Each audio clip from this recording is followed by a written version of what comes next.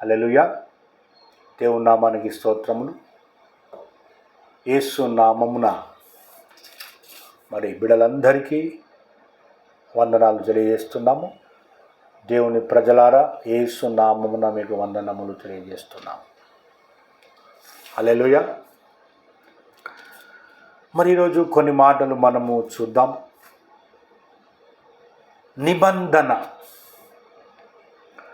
నిబంధన గురించి కొన్ని మాటలు మనము ఈరోజు తెలుసుకుందాం. హల్లెలూయా. నిబంధన, దేవునితో నిబంధన చేసుకోవడం, ఈ మాటలు మనము చూద్దాం. ఆదికాండము తీయండి.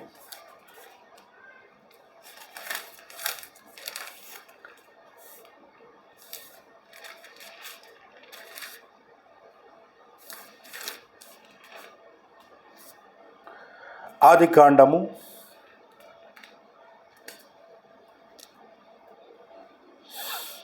15వ అధ్యాయం. ఆదికాండము 15వ అధ్యాయము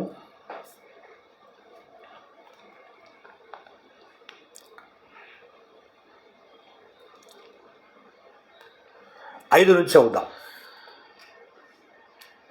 మరియు ఆయన వెలుపలికి అతన్ని తీసుకొని వచ్చి, నీవు ఆకాశం వైపు తేరి చూసి నక్షత్రములను లెక్కించుటకు నీ చేతనైతే లెక్కించుమని చెప్పి, నీ సంతానం అలాగా ఉన్నని చెప్పాను. అతడు యెహోవాను నమ్మెను, ఆయన అది అతనికి నీతిగా ఎంచెను. మరియు ఆయన, నీవు ఈ దేశమును స్వతంత్రించుకున్నట్లు దాన్ని నీకిచ్చుటకు కల్దీయుల ఊరను పట్టణంలో నుండి నిన్ను యువతలకి తీసుకుని వచ్చిన యెహోవాను నేనే అని చెప్పినప్పుడు అతడు, ప్రభు అయిన యెహోవా, నేను దీన్ని స్వతంత్రించుకునేదాన్ని నాకెట్లు తెలియనగా. చాలు, ఒక్క నిమిషం. ఇక్కడ ఏం జరిగిందంటే చూడండి, దేవుడు అబ్రాహాముతో మాట్లాడుతున్నాడు. అబ్రాహాముకు మరి ఆ కాలంలో సంతానము లేదు. అప్పటికి అబ్రాహాం వయసు మరి 75-80 సంవత్సరాలు ఉండొచ్చు. 75 సంవత్సరముల వయసులో దేవుడు అబ్రాహామును పిలిచినాడు. 75 సంవత్సరాల వయసులో దేవుడు అబ్రాహామును పిలిచినాడు. అయితే అబ్రాహామును ఆశీర్వదించినాడు, కానీ సంతానము లేదు.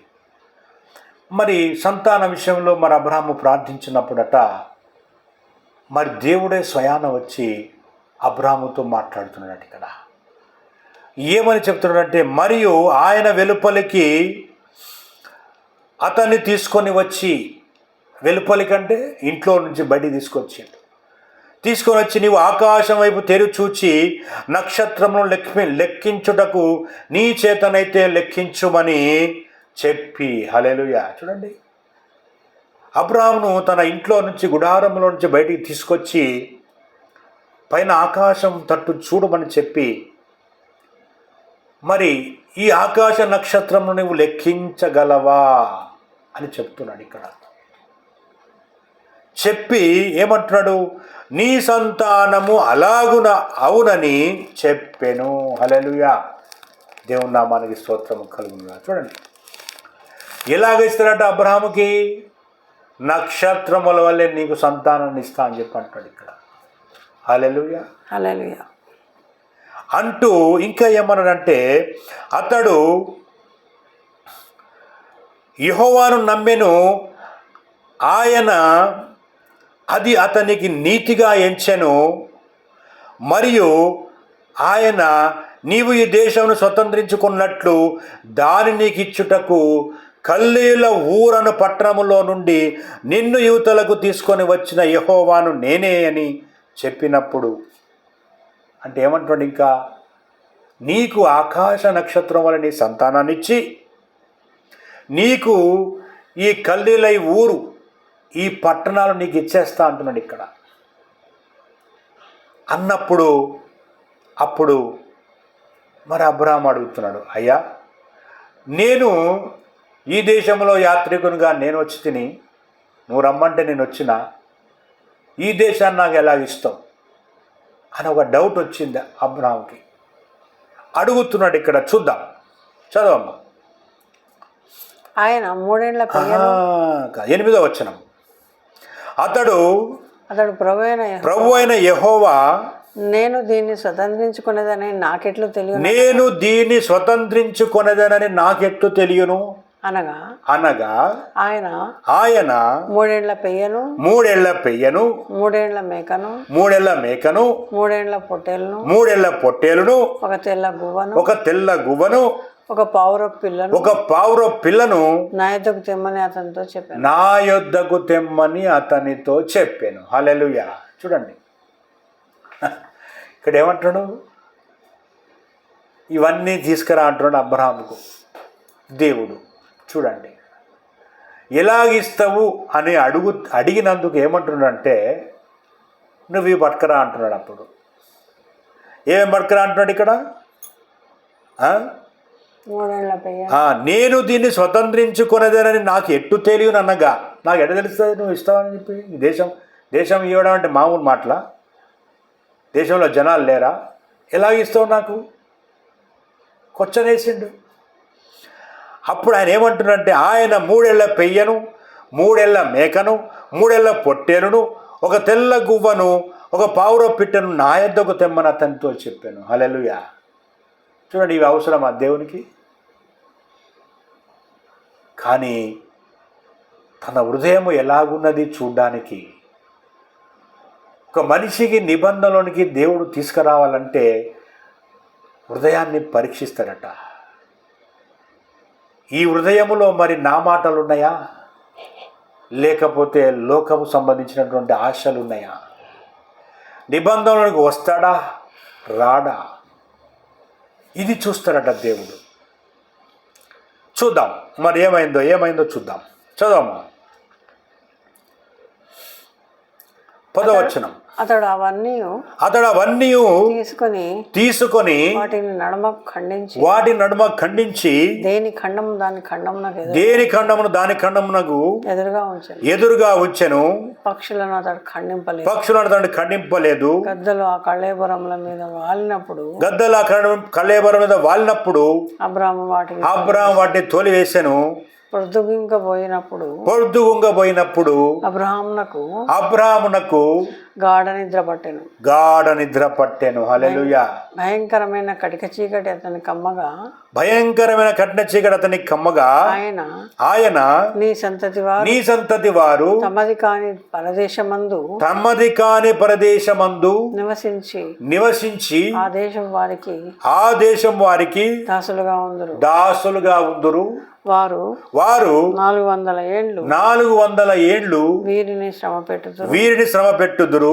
వీరు ఎవరికి దాసులగుదురో ఆ జనమునకు నేనే తీర్పు తీర్చుదును. తర్వాత వారు మిక్కిలి ఆస్తితో బయలుదేరి వచ్చేదరట. హల్లెలూయా. చూసారా నిబంధన. ఎప్పుడైతే దేవుడు ఈ మాట చెప్పేసిండో, దేవుడు చెప్పినట్టుగా అబ్రహాము చేసిన తర్వాత ఏం జరిగిందంటే, దేవుడు గాఢ నిద్ర కలగజేసి తనకు ఆ స్వప్నము ద్వారా దేవుడు మాట్లాడుతున్నాడు. ఇగో నేను ఈ విధంగా చేస్తాను.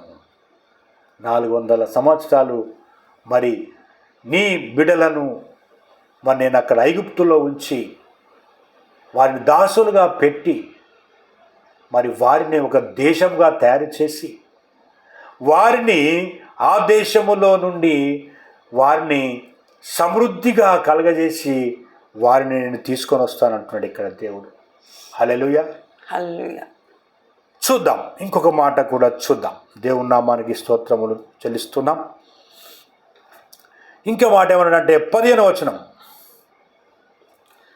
నీవు క్షేమముగా నీ పితరుల యొద్దకు పోయేదవు. మంచి వృద్ధాప్యమందు పాతి పెట్టబడెదవు. హల్లెలూయా. చూసిండ్రా ఏమన్నాడు?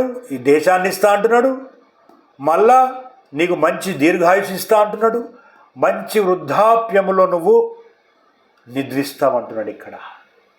చూసిండ్రా వాగ్దానము ఇలాగ పనిచేస్తుంది. చూద్దాం ఇంకో మాట, ఒక్క మాట ఎక్కడ నుంచి చూస్తామంటే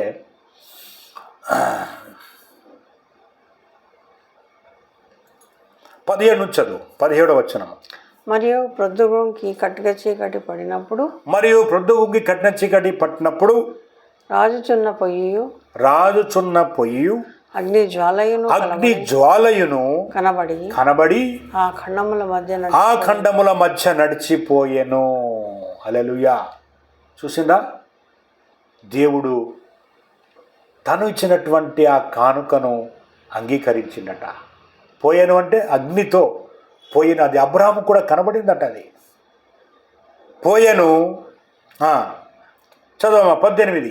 ఆ దినమందే యెహోవా ఐగుప్తు నది మొదలుకొని గొప్ప నది అయిన యూఫ్రటీస్ నది వరకు ఈ దేశమును అనగా కెనీయులను కనిజీయులను కద్మోనీయులను హిత్తీయులను పెరిజీయులను రెఫాయిములను అమోరీలను కనానీయులను గిర్గాషీలను యెబూసీయులను నీ సంతానమునకు ఇచ్చియున్నానని అబ్రహాముతో నిబంధన చేసెను. హల్లెలూయా.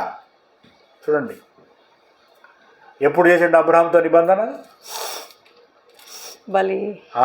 ఎప్పుడైతే దేవుడు ఇవన్నీ పట్టుకురా అన్నాడో, అబ్రహాం పట్టుకొచ్చిండో, వాటిని అంగీకరించిన తరువాత ఇగో ఇన్ని దేశాలు నీ ప్రజలకు ఇచ్చేస్తా అంటున్నాడు. హల్లెలూయా. చూడండి, మనము దేవునితో నిబంధన చేసుకుంటే ఆయన ఏమేమి చేస్తాడో మనకు అర్థం కాదు. ఇక ఎలాగ మనల్ని ఆశీర్వదిస్తాడో మనకు అర్థం కాదు.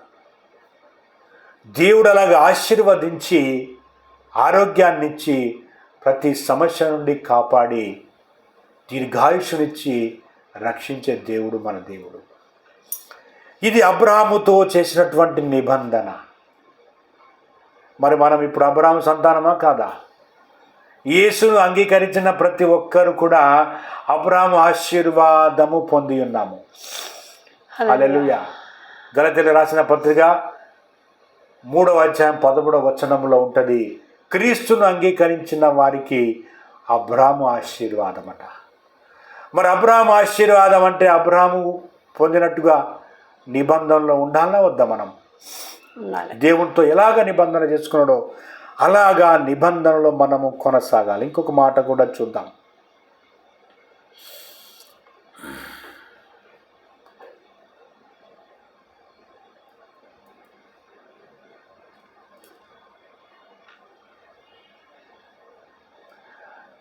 పదహారో అధ్యాయము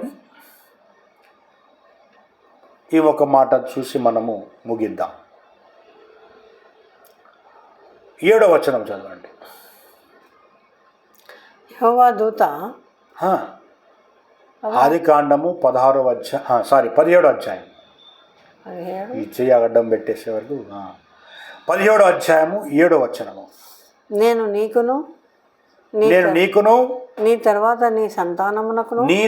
నీ సంతానమునకును దేవుడనై ఉండునట్లు నాకును నీకును నీ తర్వాత వారి తరములలో నీ సంతతికి మధ్య నా నిబంధనను నిత్య నిబంధనగా స్థిరపరచదను. హల్లెలూయా. దేవుని నామానికి స్తోత్రము కలుగును గాక. కాబట్టి ఇది నిబంధన. ఈ నిబంధనలకు వస్తే అబ్రహాము ఆశీర్వాదం మన మీదకి వచ్చేస్తుంది. అబ్రహాం ఆశీర్వాదం అంటే మామూలు మాట కాదు. అబ్రహాంకి ఇచ్చిన ఆశీర్వాదము మామూలు మాట కాదు. నిన్ను ఆశీర్వదించు వారిని ఆశీర్వదించేదను. ఇంకో మాట కూడా ఉంటుంది, నిన్ను దూషించు వారిని శపించేదను. ఇది అబ్రహాం ఆశీర్వాదము. హల్లెలూయా. కాబట్టి ఇట్టి నిబంధనలో మనము వచ్చేస్తాము. ఆయన చెప్పినట్టుగా మనము విని ఆయన చెప్పినట్టుగా నిబంధన చేసుకొని మరి వాక్యానుసారంగా దేవుని యొక్క ఆత్మానుసారంగా మనం నడిచిన ఎడల ఇట్టి అబ్రహాం ఆశీర్వాదము మన మీదికి, మన పిల్లల మీదికి వచ్చేస్తుందట. హల్లెలూయా. హల్లెలూయా. కాబట్టి ప్రియ దేవుని ప్రజలారా, మాటలు అంగీకరించండి. దేవునితో నిబంధన చేసుకొని దేవునితో నడుస్తూ దేవుడిచ్చేటువంటి ప్రతి ఆశీర్వాదమును పొందుకొని సుఖ సౌఖ్యాలతో ఆయురారోగ్యాలతో క్షేమంగా ఉండాలని యేసు నామమున ప్రార్థిస్తున్నాము మా పరమ తండ్రి.